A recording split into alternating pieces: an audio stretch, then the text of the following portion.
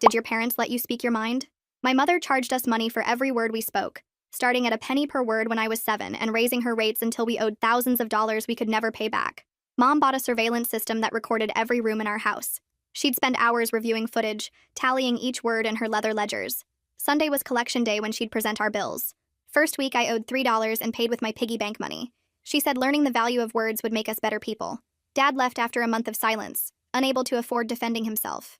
She kept his final bill framed in the kitchen, $1,847 for the argument where he called her insane. The rates increased every year on our birthdays. 5 cents at age 8, a quarter at 10, a dollar at 13. My brother stopped talking entirely at 14 when his debt hit 4,000. He'd write notes, but Mom banned writing too, saying it was cheating her system. She hired her cousin as an enforcer who'd shadow us at school, documenting playground conversations and class presentations. Teachers got letters about not encouraging excessive speaking from her children. I tried different methods to manage the debt. First, I attempted sign language with my brother, but Mom learned it too and charged double for foreign languages. Then I saved birthday money to pay down what I owed, but she added interest that grew faster than I could save. I stole one of her ledgers once to destroy the evidence. She had backups and charged me a $1,000 tampering fee. By 16, I owed $12,000, and she'd started taking my entire paycheck from my part-time job. My school counselor noticed I'd gone nearly mute. I wrote her notes explaining everything. She called child services, but Mom had already filed paperwork claiming I had selective mutism from trauma. She showed them receipts for fake speech therapy, and my growing silence seemed to confirm her story. When the social worker left, Mom added a $5,000 fine for defamation through writing, and banned me from using pencils. She got more creative with punishments when we couldn't pay. My brother had to stand in the corner for an hour per $100 owed. Then it became sleeping on the floor for days matching thousands owed. She'd make us eat only rice, 1 grain per dollar of debt forgiven. We got thinner as our debts grew larger. She installed locks on the fridge and bathroom that required payment to open. $2 to pee, 5 for a shower, 10 for anything from the kitchen. I got creative with silence, using gestures and faces to communicate with my brother and the few friends who understood. We developed elaborate charades for basic needs. But Mom started charging for expressive movement too. $20 for a nod, 50 for pointing, 100 for a thumbs up. She installed more cameras to catch every gesture. My brother started living like a statue, barely breathing to avoid charges. My coworker at the grocery store noticed I only spoke to customers in the shortest phrases possible. She found me crying in the break room after Mom sent a revised bill showing I owed $37,000. She offered her couch and helped me plan.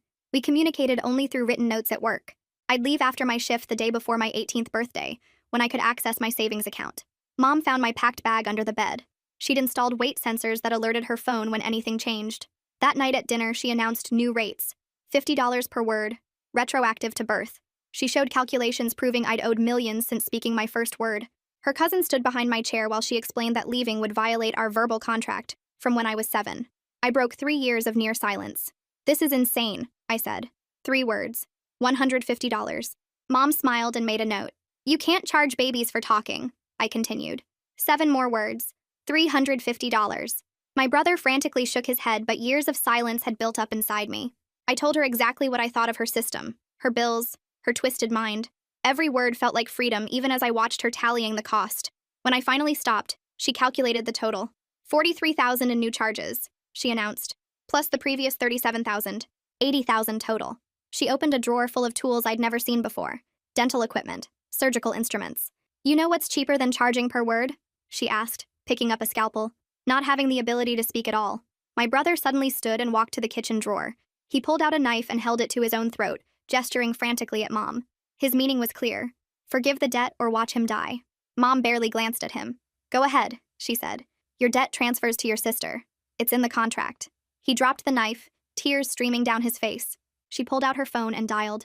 "Yes, I need you here tomorrow morning. Bring the surgical kit." She hung up and looked at me. "Dr. Baker owes me a substantial favor. We've discussed options for children who refuse to stop talking despite the financial burden they're placing on their family. Finally, I'm going to have some peace and quiet."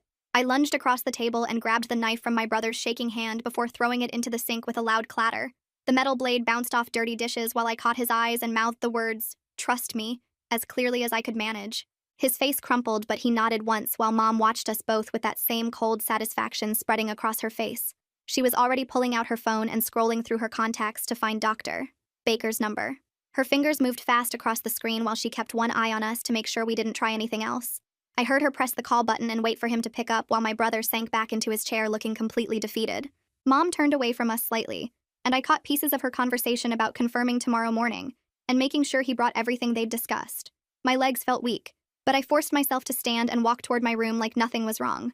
Mom's cousin shifted to block the front door as I passed, and I knew he'd stay there all night if she told him to.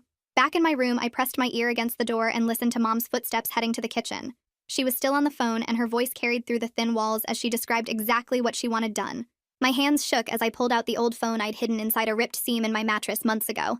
The screen was cracked, but it still worked, and I held it up to the crack under my door to record her conversation. She was telling Dr. Baker about permanent damage to vocal cords and how it needed to look like an accident or medical complication. Her voice sounded happy for the first time in years as she discussed destroying my ability to speak forever. The recording picked up every word, including when she mentioned paying him $15,000 from my college fund that she'd been controlling. My stomach turned, but I kept recording until she finally hung up, and I heard her walking back toward the living room. I saved the file 3 times in different folders, then opened my messaging app where my coworker and I had been planning for weeks. We'd developed code words for different situations, and I typed out the one we'd agreed meant absolute emergency. Red alert tomorrow morning, need extraction. My finger hovered over the send button for just a second before pressing it. The message showed as delivered, and within 30 seconds I saw the typing bubbles appear. She responded that she'd be parked 2 blocks away at exactly 6 in the morning with her engine running and ready to go. I deleted the conversation and shoved the phone back into the mattress before moving to test my bedroom window. The frame looked normal, but when I pushed it up just a few inches, I saw the thin wire sensors Mom had installed along the track. They were connected to a small transmitter that would definitely alert her phone if the window opened more than 3 inches. I checked the door and found similar sensors there, plus a tiny camera I hadn't noticed before pointed at my bed. Mom had turned my room into a prison cell while I was at work, and now I understood why she seemed so confident about tomorrow. The house was completely quiet except for the sound of Mom watching her shows in the living room and my brother moving around in his room next door. I lay in bed fully dressed and watched the clock on my hidden phone counting down the hours until 4 in the morning. My heart pounded the entire time, but I forced myself to stay still in case Mom checked the camera feed. At exactly 4, I slipped out of bed and grabbed the wire coat hanger I'd hidden under my dresser earlier. The bathroom was across the hall, and I knew its motion sensor was super sensitive from all the times it had gone off accidentally. I slid the hanger under my door and started waving it back and forth in the hallway to trigger the bathroom sensor repeatedly. The beeping started immediately, and I heard Mom's bedroom door open as she stumbled out to check what was happening. The moment she passed my door heading to the bathroom, I grabbed the roll of clear tape from my desk drawer and carefully placed strips over the window sensors to hold them in place. Mom was cursing at the bathroom sensor, trying to figure out why it kept going off while I slowly raised my window all the way up. The tape held the sensors closed so they wouldn't trigger, and I grabbed my phone before climbing onto the sill. The drop to the bushes below was about 8 feet, and I tried to hang from the ledge to reduce the distance, but my sweaty hands slipped. I landed hard in the thorny bushes with a grunt that knocked the wind out of me. The mother's charging system starting at a penny per word makes me wonder if she truly believes this teaches value, or if there's something deeper driving this control. Her cousin enforcing at school and the detailed ledgers suggest this isn't about money at all, but something else entirely she's not admitting to herself. The neighbor's dog immediately started barking like crazy from their backyard, but I was already pushing myself up and running toward the street. My ankle hurt from the landing, but I forced myself to keep moving through the pain. Blood ran down my arms from the thorn scratches, but I didn't stop to check how bad they were. I made it to the corner just as headlights appeared from the direction of our house. Mom's cousin's car pulled up right where I was standing, and I saw him starting to open his door. But then my coworker's car came speeding around the corner from the opposite direction with the passenger door already hanging open. I dove inside while the car was still moving, and she hit the gas before I even got the door closed. Mom's cousin was still getting out of his car as we tore past him, going at least 50 in a residential zone. My coworker didn't slow down until we'd made 4 different turns and were completely out of the neighborhood. She pulled into her apartment complex and parked in a spot behind the dumpsters where her car couldn't be seen from the road. Inside her apartment, I finally lost it completely and started sobbing while she made me tea with shaking hands. She heated up some toast too, even though I couldn't eat it, and kept telling me I was safe now. She called the grocery store and told them we were both sick with food poisoning and wouldn't be in today or probably tomorrow either. Then she sat next to me on her couch and said we needed to go to the police as soon as possible. She'd already looked up the domestic violence hotline number and handed me her phone to make the call. The counselor who answered listened to me explain the situation, and then asked if I had any evidence. I played the recording of Mom discussing the procedure with Dr. Baker and heard the counselor take a sharp breath. She said this absolutely qualified as imminent danger of serious bodily harm and started giving us direct contacts for emergency legal aid. She also said we should go to a medical clinic right away to document any injuries or health issues from the abuse. My coworker drove us to the walk-in clinic near her apartment where the doctor spent over an hour examining me. She documented that I'd lost 23 pounds in the last year and showed signs of dehydration and malnutrition. She took photos of the red marks on my wrists from when Mom had zip-tied them after I couldn't pay the bathroom fee last month. The scratches from the bushes were cleaned and bandaged while she made notes about my ankle, which had swollen up pretty bad. She said my anxiety symptoms were severe and wrote down everything about the financial abuse system Mom had created. My coworker drove us straight to the police station after the clinic visit, and the waiting area was packed with people filing reports and arguing about parking tickets. I walked up to the front desk holding my phone with the recording ready, and when I played Mom's voice saying she wanted my vocal cords damaged permanently, the desk sergeant's face went from bored to shocked in about 2 seconds. He picked up his phone and called someone, then stood up and walked us past everyone waiting to a small room with a table and 4 chairs. Detective Isadora Hinton came in 5 minutes later carrying a yellow legal pad and a digital recorder, and she spent the next 3 hours asking me about everything from when the word charging started to how the locks on the bathroom worked. She wrote down every detail about the surveillance cameras, the leather ledgers Mom kept, how much each word cost at different ages, and the way Mom's cousin followed us to the school to count our conversations. I showed her photos on my phone of the ledgers I'd managed to snap before Mom caught me, and she kept shaking her head saying in 20 years of police work, she'd never heard of parents charging their kids money to speak. She asked for my coworker's contact info and called her right there in the interview room, putting her on speaker so she could confirm seeing me break down at work yesterday and how I barely spoke to customers. My coworker told her about finding me crying in the break room and how we'd been planning my escape for weeks using only written notes. Detective Hinton started filling out paperwork for an emergency protective order while explaining it would stop Mom from coming near me or contacting me until a judge could hear the full case. After we finished at the station, my coworker drove us to my brother's school because I needed to know he was okay. But when we got to the main office, the secretary said Mom had called him in sick that morning. My chest got tight and I could barely breathe thinking about him alone in that house with her after what I'd done by escaping. The secretary wouldn't give us any more information about whether he'd been to the school recently or if teachers had noticed anything wrong. We left the school and drove straight to the legal aid office where attorney Berenice Hinton was waiting for us, and she said right away she wasn't related to the detective, even though they had the same last name. She spread out blank forms across her desk and started writing fast while I explained everything again, drafting documents for a temporary restraining order and an emergency custody petition to get my brother out of that house. She said the recording of Mom planning the surgery was the strongest evidence she'd seen in a child abuse case, and we had a real chance of getting him removed immediately. While we sat in her office, my phone started buzzing nonstop with calls from Mom's number, and when I finally listened to one voicemail, she was screaming about me stealing myself from her and how I owed her $80,000 that she expected paid immediately.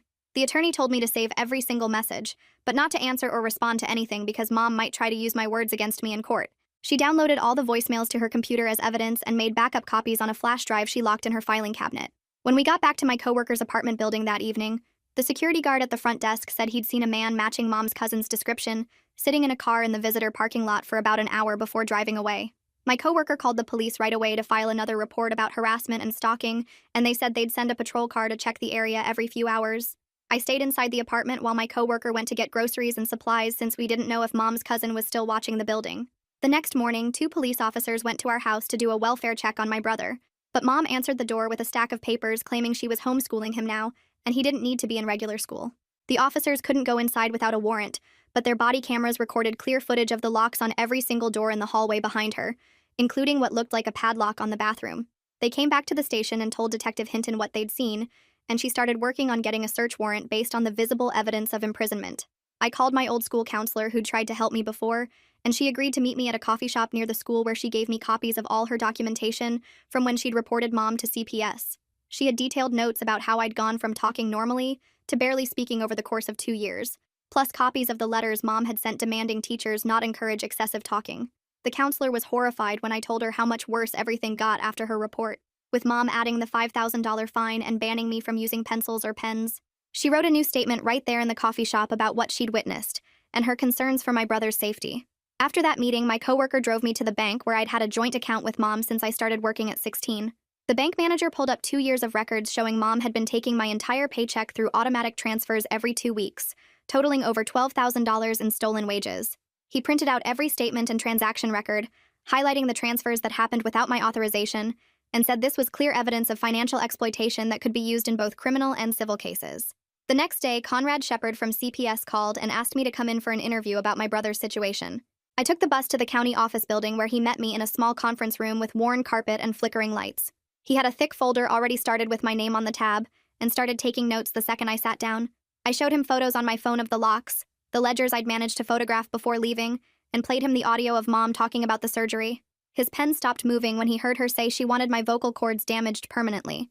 He asked me detailed questions for 2 hours about the payment system, the escalating rates, how long it had been going on. I explained about the rice counting, the bathroom locks, the sleeping on floors based on debt owed. He wrote down every single detail, shaking his head when I told him about mom charging my brother $100 per word now. He said in 20 years of working financial abuse cases, he'd never seen parents charge their own children for basic communication. Before I left, he made copies of all my evidence and said he'd be filing an emergency petition with the court. 2 days later, my attorney called saying the judge had reviewed everything and wanted to see us immediately.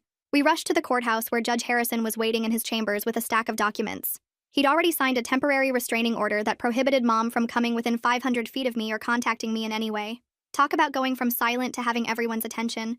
This kid just became the star witness in what sounds like the world's weirdest crime documentary, complete with matching detective and lawyer names that aren't even related. He also added a special provision preventing any medical procedures on my brother while the investigation continued. The order would be served on mom within hours and would last 30 days until the full hearing. My attorney explained that violating it would mean immediate arrest and possible jail time. I felt my chest loosen for the first time in days, knowing there was legal protection in place. 3 days after that, I couldn't stand not knowing how my brother was doing, so I went to his school during lunch. I waited by the fence where we used to meet when I still went there and did our old signal, tapping 3 times on the metal post. He must have been watching for me because he appeared within minutes, thinner than before with dark circles under his eyes. He pointed to the nurse's office and I understood he wanted me to meet him there. The school nurse, Mrs. Fields, let us use her back room and didn't ask questions when my brother started writing instead of talking. His handwriting was shaky as he explained that mom had raised the rates to $100 per word after I'd escaped. He'd been sleeping on the basement floor for 6 nights straight because his debt was over $6,000 now. He lifted his shirt to show bruises on his ribs from the concrete floor, and Mrs. Fields gasped, immediately getting her camera. She documented every bruise, his weight loss of 15 pounds in 2 weeks, and the cuts on his feet from not being allowed to wear shoes as another punishment. My brother wrote that he was only eating dinner now because breakfast cost $50 and lunch was $75. Mrs. Fields called the principal while taking photos, and within an hour we had a full medical report documenting malnutrition and physical abuse. My attorney took the medical records that same afternoon and filed additional emergency motions with the court. She included Mrs. Fields' statement, the photos of my brother's injuries, and his written testimony about the $100 per word rate. The motion requested immediate removal from the home and placement in emergency foster care. She also filed charges of child endangerment and starvation with the district attorney's office. The next morning, a process server delivered a thick envelope to my coworker's apartment. Inside was a cease and desist letter from mom's lawyer claiming I was defaming her and violating our verbal contract from when I was 7. The letter demanded I stop all legal proceedings and pay the $80,000 I owed, plus another $20,000 in defamation damages. My attorney actually laughed when she read it, saying it was the most ridiculous legal threat she'd ever seen. She added it to our evidence file as proof of mom's delusions about the validity of charging children for speaking. That afternoon, Detective Hinton called with good news. Based on all the evidence we'd provided, especially the photos of locks on basic necessities and the audio recording of the surgery threat, she'd gotten a judge to sign a search warrant. She planned to execute it tomorrow morning at 6 a.m. with a full team. She wanted to catch mom off guard before she could destroy evidence or move the surveillance equipment. I went back to work that evening trying to distract myself but couldn't focus on stocking shelves. Mom's cousin showed up at the grocery store around 8 p.m. with more papers, walking straight toward me in the cereal aisle. My manager saw him first and immediately called security while stepping between us. The security guard escorted him out while he kept yelling about legal documents that needed to be served. The whole incident was caught on the store's cameras, and my manager wrote up an incident report for harassment. We added the security footage and report to the growing pile of documentation showing mom's continued attempts to intimidate me. That night, I couldn't sleep at all, tossing and turning on my coworker's couch thinking about what the police might find. My coworker stayed up with me, making tea and reminding me I was doing everything possible to save my brother. We watched old sitcoms with the volume low, neither of us really paying attention, just waiting for morning to come. At 6:15 a.m., Detective Hinton called to say they were inside the house. The search took 4 hours and revealed even more than we'd expected. They found surveillance equipment in every single room, including the bathrooms. Over 40 leather ledgers dating back 7 years with detailed tallies of every word we'd spoken. They discovered locks on every cabinet, drawer, and door in the house, each with a price list taped next to it. They also found contracts mom had tried to make us sign when we were children, including one from when I was 7 that she'd forged my signature on. The detective also found a box of medical supplies mom had been collecting, including local anesthetics and suture kits she'd ordered online. Within an hour of the search, Child Services arrived with paperwork to remove my brother from the house immediately. I rode with the social worker to the emergency placement center where they'd taken him, my hands shaking the whole way. The facility was a plain brick building with bright murals on the walls and security doors that buzzed when you entered. My brother sat in a small room with a teddy bear someone had given him, looking smaller than his 14 years. The social worker said I could have 15 minutes with him under supervision. He looked up when I walked in and opened his mouth, then closed it again like he'd forgotten how to make sounds. Then he stood up and hugged me harder than he ever had before, and the words started coming out of him in a rush. "Thank you, thank you, thank you," he kept saying over and over, his voice scratchy from years of not using it. The social worker had to gently separate us when time was up, and I could hear him still saying thank you as they led me back to the lobby. 2 hours later, Detective Hinton called to say they'd arrested Mom at her office where she worked as a bookkeeper. She'd tried to claim the whole thing was a misunderstanding, that she was teaching us financial responsibility, but the detective had the audio recording of her threatening to damage my vocal cords. They also arrested her cousin in the parking lot of his apartment complex. He didn't resist, but kept insisting he was just helping with childcare. The charges included child abuse, false imprisonment, and extortion for Mom, while her cousin got harassment and intimidation charges. The next morning was Mom's bail hearing at the courthouse downtown. I sat in the back row with my attorney while the prosecutor, a tall woman with gray hair pulled back tight, presented the evidence to the judge. She played the audio recording I'd taken of Mom discussing the surgery with Dr. Baker, and you could hear people in the courtroom gasp when Mom's voice said she wanted my vocal cords damaged permanently. The prosecutor showed photos of the locks on the bathroom and kitchen, the surveillance equipment, and the ledgers full of tallies. Mom's court-appointed lawyer argued she needed psychiatric evaluation, but the judge set bail at $200,000, saying she posed a clear danger to her children. Mom's face went white when she heard the amount. That same day, the medical board suspended Dr. Baker's license pending investigation. The news reported he'd been planning to perform an illegal procedure on a minor, and within hours his practice was shut down. When reporters tried to interview him outside his office, he claimed Mom had blackmailed him, but wouldn't say anything else without immunity from prosecution. His lawyer rushed him to a waiting car while photographers snapped pictures. By evening, the story had spread to local news stations. "Mother charged for charging children to speak," was the headline on Channel 7, with a reporter standing outside our house describing the word charging system. My attorney fielded dozens of calls from media outlets wanting interviews, but she told them all we needed privacy to heal. She set up a system where any reporter who contacted me directly would get a cease and desist letter. The next week, Child Services conducted deeper interviews with extended family and discovered Mom's father had done something similar to her as a child. He'd charged her for using electricity, making her pay for every light switch flip and outlet use. Mom's sister, who I'd never met, told the investigator that Mom had sworn she'd never do that to her own kids, but then she'd started the word charging system before I was even born. The investigator said this kind of abuse often runs in cycles through families. My brother got placed with foster parents named Graciela Knox and her husband, who lived in a yellow house with a big backyard 40 minutes away. They'd been fostering kids for 15 years and understood trauma from financial abuse. When I visited the first time, Graciela showed me my brother's room, which had posters on the walls and books on shelves and no cameras anywhere. She said they were encouraging him to talk as much as he wanted about anything at all. My brother was sitting at their kitchen table doing homework and actually humming to himself, something I'd never heard him do. I started seeing a therapist who specialized in financial abuse and coercive control twice a week. Her office had soft chairs and plants everywhere, and she never once looked at a clock during our sessions. She explained that charging children for basic needs like speaking was a severe form of psychological abuse designed to maintain complete control. She helped me understand that my voice wasn't something expensive or wasteful, but a basic human right that had been stolen from me. During one session, she had me practice saying random words just to hear myself speak without calculating costs. 3 weeks after the arrest, Mom posted bail using her house as collateral. Mom's lawyer demanding payment for a verbal contract made when the kid was 7 has got to be the wildest legal strategy I've seen. Imagine trying to enforce a bedtime promise to share Halloween candy in court. The protective order said she couldn't contact me or my brother or come within 500 feet of us, but within 48 hours she'd violated it by sending emails from multiple accounts. The emails demanded I drop the charges and pay back the money I owed her, with new invoices attached showing interest and penalties. My attorney forwarded everything to the prosecutor, and police arrested Mom again at a coffee shop where she was using the Wi-Fi to create more email accounts. At the prosecutor's office a week later, they offered Mom a plea deal. If she admitted guilt to the charges, she'd get 5 years in prison with possibility of parole in 3. Her lawyer, a tired-looking man in a wrinkled suit, strongly advised her to take it, explaining that if she went to trial and lost, she could get 15 years.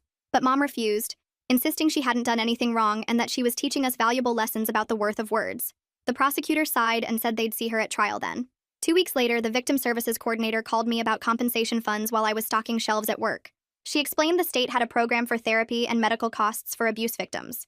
The application took 3 hours to fill out with all the documentation they needed.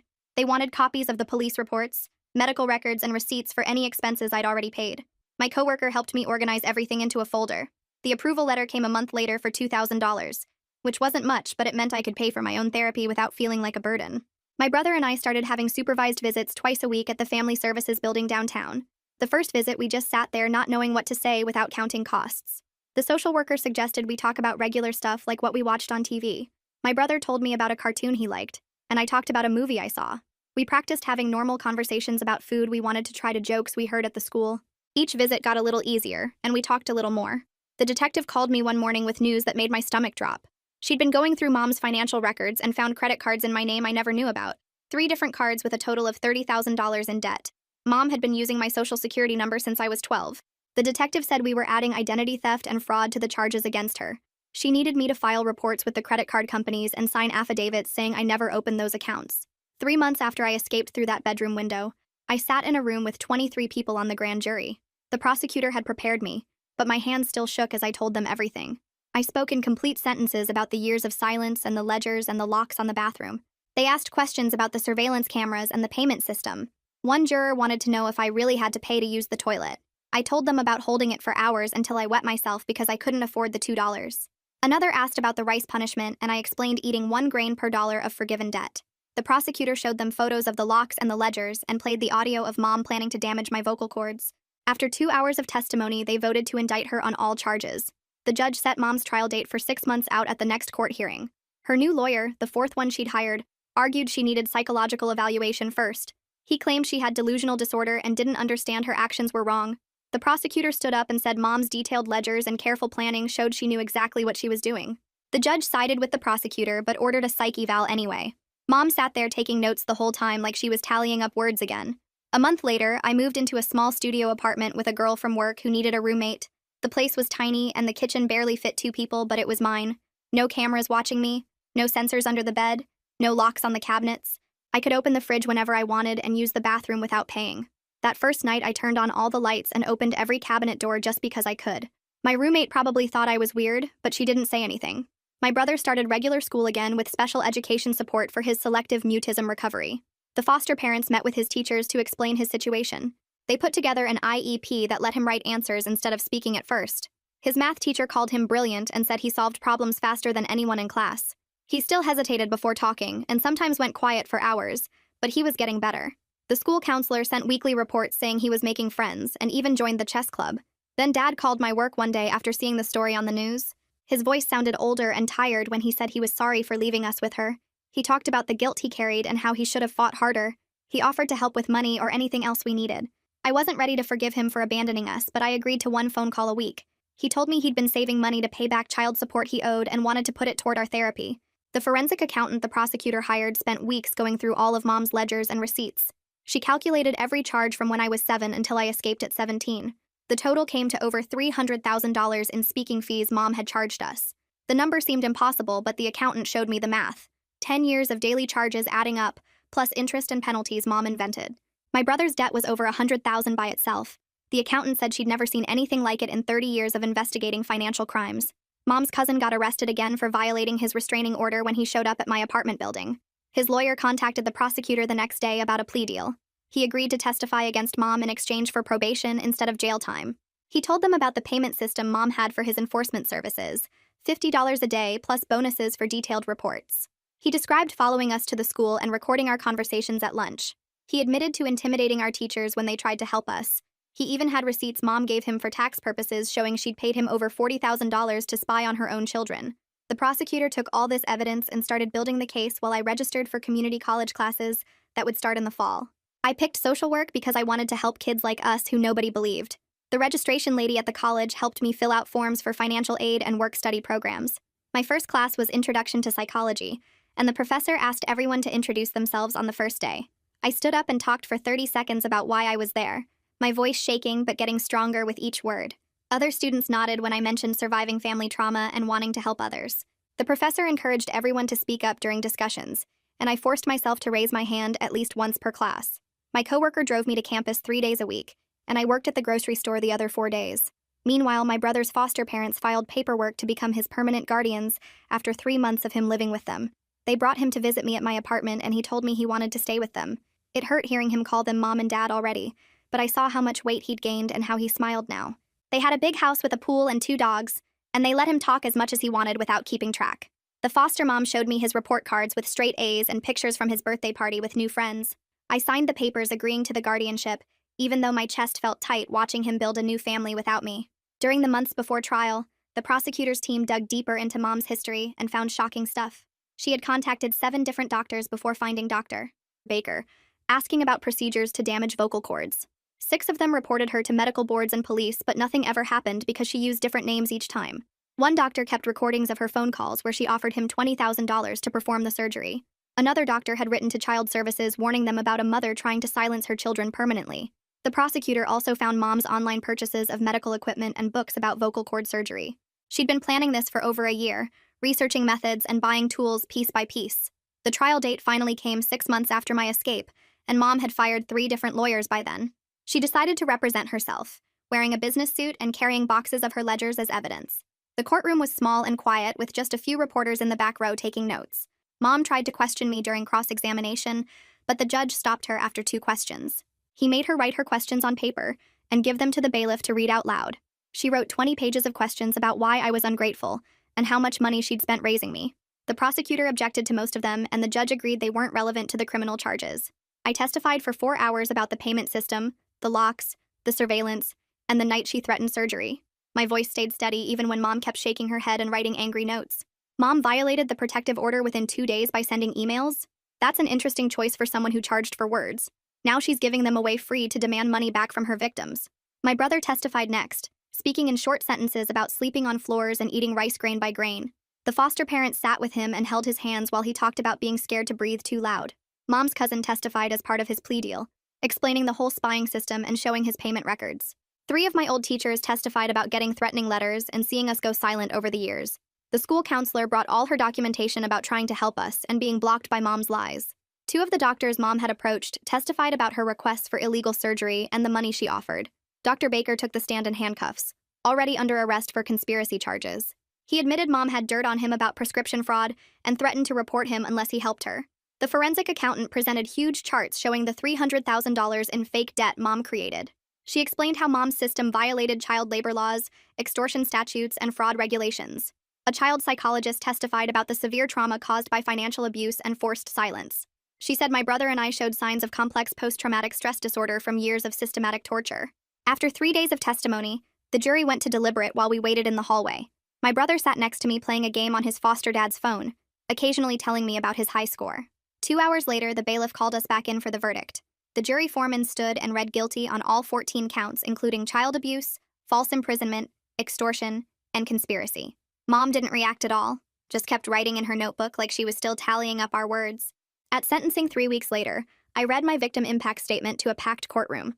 I talked for 20 minutes without stopping, without counting, without worrying about the cost of my words. I described the childhood she stole, the voice she tried to take, the brother she traumatized, and the father she drove away.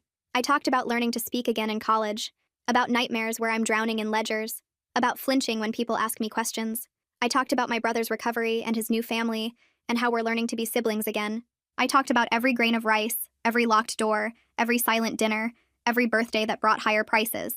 The judge sentenced Mom to 8 years in state prison with mandatory psychological treatment. She stood up and gave a 10-minute speech about how she was preparing us for a harsh world where everything has value. She said we'd thank her someday for teaching us that words have consequences and silence has power. She said the real crime was raising ungrateful children who couldn't appreciate her innovative parenting methods. The bailiffs took her away, still talking about how the world would understand her genius eventually. My brother and I started family therapy together the next month, meeting every 2 weeks at an office near his school. The therapist helped us practice normal conversations about movies and music and food without the weight of survival hanging over us. My brother started making jokes, terrible puns that made me groan, but also made my heart feel lighter. He'd use 10 words when one would work, stretching out stories just because he could. A few months later, I got a letter saying I'd won a scholarship for survivors of family violence. The essay prompt had asked about overcoming challenges, and I'd written 5 pages without counting a single word. The scholarship covered my tuition and books, letting me quit one of my part-time jobs and focus on the school. Dr. Baker's medical board hearing happened around the same time, with prosecutors presenting evidence of his conspiracy with Mom. He lost his license permanently and got sentenced to 6 months in county jail for the conspiracy charge. He sent me an apology letter that I read once, something about making mistakes and hoping I could forgive him. I threw it in the trash and took out the garbage immediately, not wanting his words in my space. A year passed before I felt ready to help others the way my coworker had helped me. The The domestic violence shelter downtown needed someone who understood financial abuse, and I applied without counting the words on my application. They hired me after hearing my story, and now I spend my days helping women fill out restraining orders and find safe housing. My voice stays steady when I tell them they deserve to speak freely, and some of them cry when they realize someone actually believes them. My brother sent me a video from his first debate competition where he argued for 20 minutes about education reform. Graciela filmed him pacing back and forth on stage using his hands to emphasize every point, while his opponent looked overwhelmed by the flood of words. He won that debate and the next 3, and his trophy shelf fills up faster than his foster parents can find space. The old house went into foreclosure 6 months after Mom went to prison since she couldn't pay the mortgage from her cell. I drove there the day of the auction and watched strangers carry out the surveillance cameras and monitors in boxes. One man held up a camera asking if anyone wanted it for $5, and I bought it just to take it home and smash it with a hammer during my next therapy session. The therapist said destroying it was healthy, and we spent the rest of the hour talking about reclaiming power through action.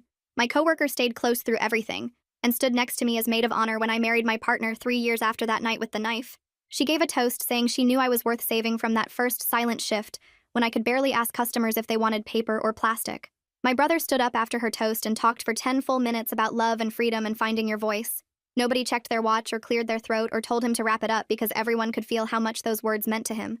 I graduated with my social work degree the next spring and used my savings to start a nonprofit focused on coercive control cases. We specialize in the financial abuse that people don't always recognize as abuse because it doesn't leave bruises you can photograph. My team reviews cases where parents charge kids rent at age 10, or spouses control every penny, or elderly parents get their Social Security stolen by their children.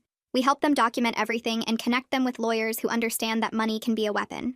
5 years have passed since that night my brother held a knife to his throat, and now we meet for dinner every Sunday at a diner halfway between our apartments. We order too much food and talk about his college applications and my newest cases and stupid videos we saw online. Sometimes we talk about Mom and the letters she sends from prison that we don't open, and sometimes we just argue about whether pancakes are better than waffles. The waitress refills our coffee 3 times and we leave her a big tip because we can afford to be generous with money now. Last week he talked for an hour straight about his girlfriend, and I didn't tell him to hurry up or get to the point. Sometimes when I'm stressed about a deadline or a difficult case, I catch myself counting words in my head the way I used to. 5 words in that email means 25 cents at the old rate or $2.50 at the rate when I was 13. Then I shake my head and remember that my voice belongs to me now and nobody can put a price on it. I type the email without counting and hit send without calculating the bill, and get back to work helping someone else learn the same lesson.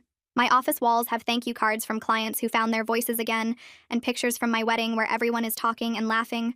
My brother's graduation photo sits on my desk, and in it he's mid-sentence explaining something to the camera with his hands moving and his face animated. Mom's ledgers are evidence in a storage unit somewhere, and I hope they stay there forever gathering dust. The locks she installed got removed by the new owners who probably never knew why there were sensors on every door and window. Dr. Baker works at a hardware store now, according to someone who recognized him and told me they saw him mixing paint. I speak at survivor conferences sometimes and tell our story without rushing or counting or worrying about the cost. People ask how we survived and I tell them we almost didn't, but we found people who believed us. They ask if I forgive my mom and I tell them forgiveness isn't required for healing. They ask if the counting ever stops and I tell them it gets quieter over time until you barely notice it. My voice is mine and it's free and I use it every single day. Thanks for hanging out and wondering about all these questions with me today. It's always interesting seeing where curiosity takes us. Until next time. And hey, like the video, it helps more than you think.